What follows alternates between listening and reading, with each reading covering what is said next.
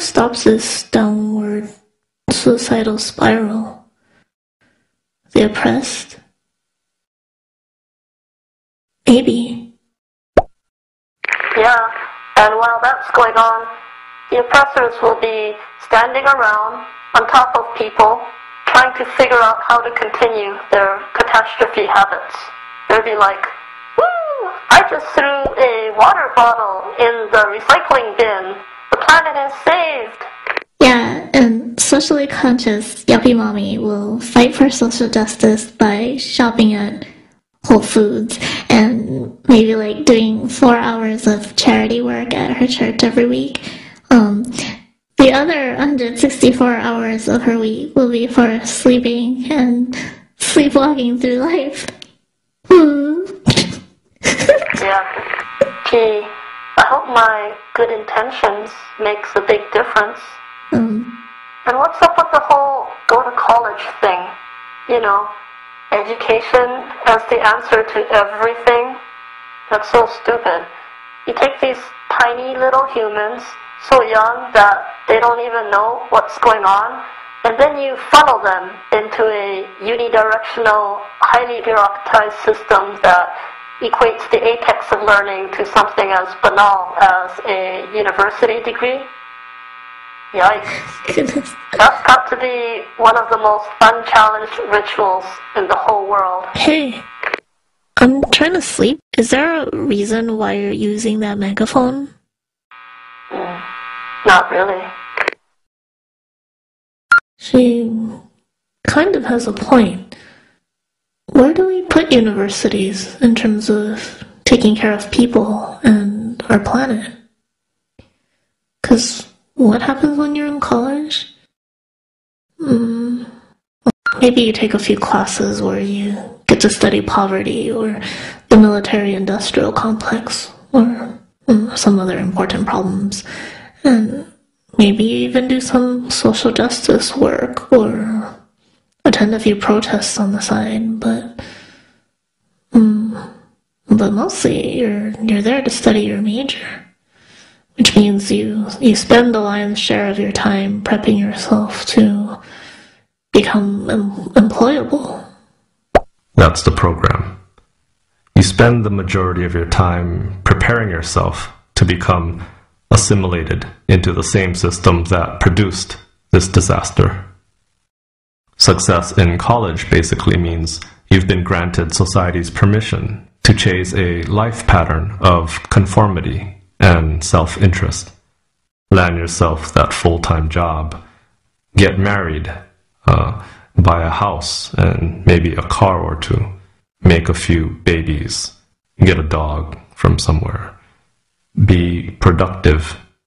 These successful people are not encouraged to critically examine who they are being productive for, or even how their own labor can be used to undermine their own interests or contribute to someone else's suffering.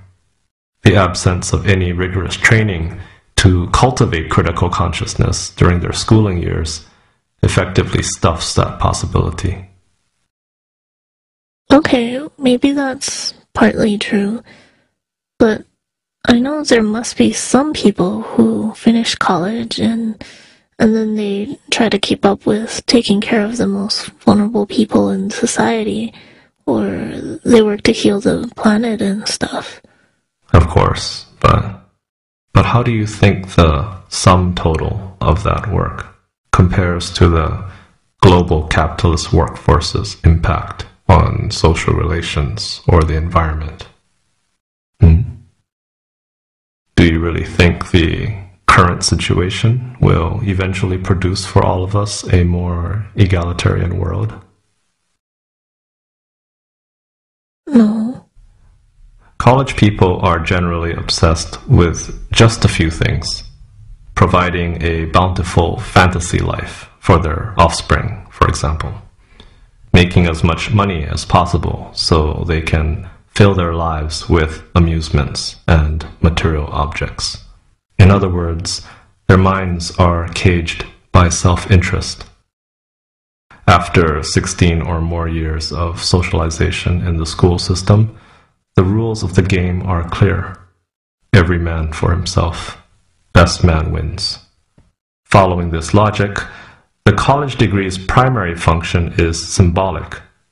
It marks the bearer as fully entitled to pursue a higher level of self-gratification. This sounds really negative. Do you think people really want to be like this? Or is that just where the structure puts them? I don't spend much time thinking about how conflicted, privileged people feel about their own selfishness. Maybe figuring out how to get human beings to re-examine their obligations to the world will be your contribution, Pinky. I don't know. But look, here's where we are right now. In the United States, we have almost 100 million people milling around who've done at least some college. And what exactly are they doing? Well, they're busy living their lives according to how they've been trained. They're workers, they're consumers, they are family people. More importantly, let's look at what they're not doing.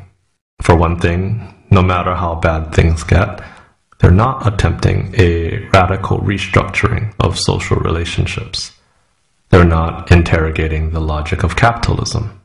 They're certainly not interested in challenging those institutional structures that have provided them with the legitimation with which they now use to reap privileges. Is this surprising? Or have all of these possibilities just been schooled out of their minds?